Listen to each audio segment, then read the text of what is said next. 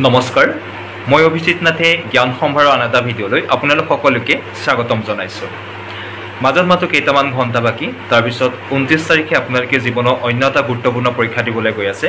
গতিকে সেই পৰীক্ষা দিয়াৰ প্ৰাক মুহূৰ্তত আমি কেনেদৰে পৰীক্ষা হলত সোমাব লাগিব, আমি কেনেদৰে কি কথা মানি চলিব লাগিব, তাৰ ওপৰত সৰু সৰু 3টা বিষয়ৰ ওপৰত কেইটামান কথা ক'ব বিচাৰিছোঁ।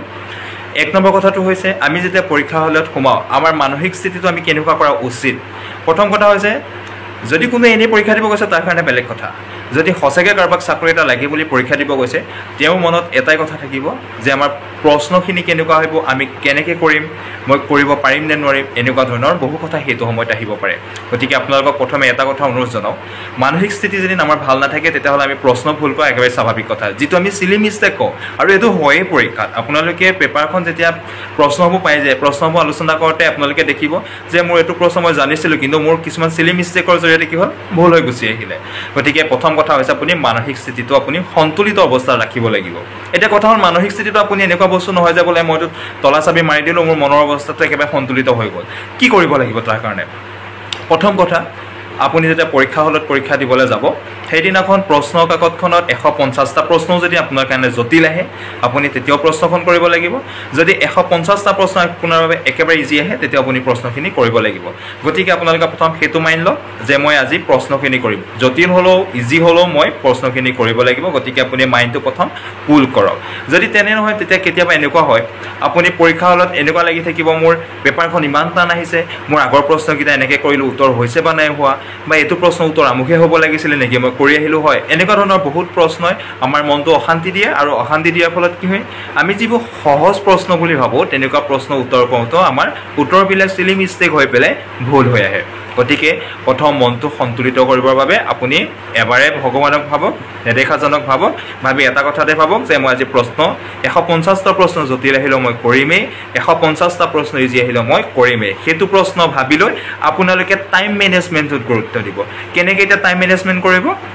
প্ৰথম কথা হৈছে, আমাৰ মনটো ঠিক কৰি ৰাখিবৰ বাবে তাৰ লগত এটা আপুনি বস্তু কৰি ল'ব পাৰে। আপুনি যিটো বিষয়ত আপোনাৰ দক্ষতা আন বিষয়তকৈ অলপ পৃথক বুলি ভাবে, ধৰি লওক কোনে হয়তো গণিতত ভাল পাব পাৰে, কোনে হয়তো ছ'চিয়েল চায়েন্সৰ পাৰ্টটো ভাল পাব পাৰে, XYZ। চ' আপুনি ভাল পোৱা পাৰ্টটো প্ৰথম পেপাৰখনত বিচাৰি তাৰ পৰা আপুনি প্ৰশ্নসমূহ কৰিব যত্ন কৰক। এতিয়া টাইম মেনেজমেণ্টৰ ক্ষেত্ৰত এটা কথা কওঁ, যেতিয়া আপুনি এটা ছেট উলিয়াই লয় যে মই ছ'চিয়েল ষ্টাডিছে কৰিম, ঠিক আছে, যেতিয়া আপুনি ছ'চিয়েল ষ্টাডিছৰ দেখিলে প্ৰশ্ন নম্বৰ 61ৰ পৰা আছে, XYZ নাথাকিব পাৰে, মই উদাহৰণ দিছোঁ, 61ৰ পৰা যেতিয়া আপুনি প্ৰশ্নসমূহ কৰি আহিব, আপুনি জনা প্ৰশ্নকেইটা কেৱল কৰি নাহিব, নজনা প্ৰশ্নকেইটা আপুনি ডিল কৰিব যত্ন কৰক। কেনেকৈ কৰিব? ধৰি লওক 61টো আপুনি জানিলে, 62টো আপুনি নাজানিলে আপুনি এতিয়া কি কৰিব? 3 নম্বৰ অপশ্যন মই সেইটোলৈ আহিছোঁ, নাজানিলে কি কৰিব? আপুনি কেতিয়াবা এনেকুৱা পাব পাৰে, প্ৰশ্নটো এবাৰ পঢ়ি দিলে আপুনি একো বুজিয়েই নাপালে। মানুহে কেতিয়াও বুজি নাপায়, যিটো বস্তু জীৱনত কেতিয়াও লগ পাই পোৱা নাই, সেই বস্তুটো একেবাৰে অচিনাকি হৈ থাকে।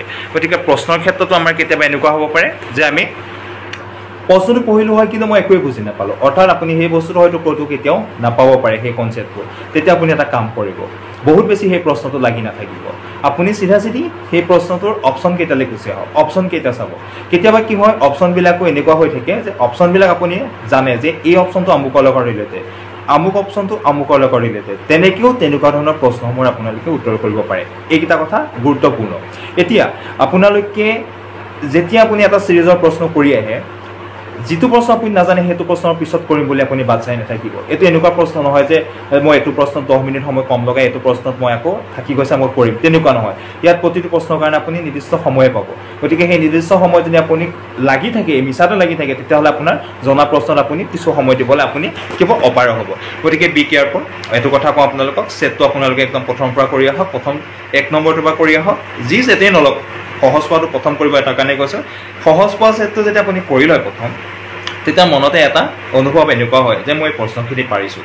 নোৱাৰিলেও আপোনালোকে কি কৈছোঁ, প্ৰথমে ক'লোঁ যে আপুনি নোৱাৰিলেও কৰিবই লাগিব। গতিকে আপুনি মনটো সন্তুলিত অৱস্থা ৰাখি পেলাই আপুনি প্ৰশ্নসমূহৰ একাধিক্ৰমে কৰি যাব যত্ন কৰক। এইকেইটা কথা কিন্তু অত্যন্ত গুৰুত্বপূৰ্ণ পৰীক্ষা হলত। ইয়াৰ পিছত আপোনালোকে কি মন কৰিব লাগিব, যেতিয়া এনেকুৱা হ'ব কিছুমান প্ৰশ্ন এনেকুৱা থাকিব যে আপোনাক বহুত সময় লাগিব পাৰে।